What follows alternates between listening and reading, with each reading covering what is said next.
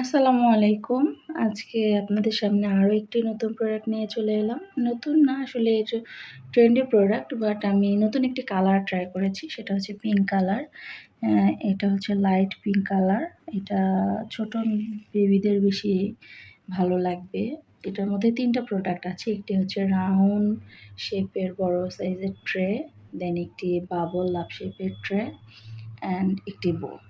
এই বোর্ডটি সাধারণত ক্যান্ডেল মেকিংয়ের জন্য খুব বেশি সুন্দর, কারণ এটা শেপ অনুযায়ী বিভিন্ন থিম দিয়ে ক্যান্ডেল মেক করা যায়। দেন এই বাবল শেপের লাভ শেপের ট্রেটি, বাবল ট্রে, এটা অনেক বেশি সুন্দর অ্যান্ড এটা দেখতেও অনেক কিউট।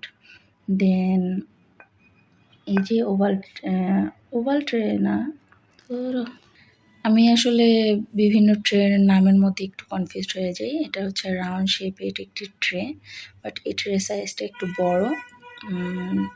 তো এটার মধ্যে বিভিন্ন প্রোডাক্ট সাজিয়ে এটা কম্বো হিসেবেও অনেকে নেয়, বাট আমি এই কালারের শুধুমাত্র ৩টি প্রোডাক্টই মেক করেছিলাম, কারণ আমি দেখতে চেয়েছিলাম যে এটার ফাইনাল লুকটা কেমন আসে এবং এই কালারটা আসলে কতটা ভালো লাগে।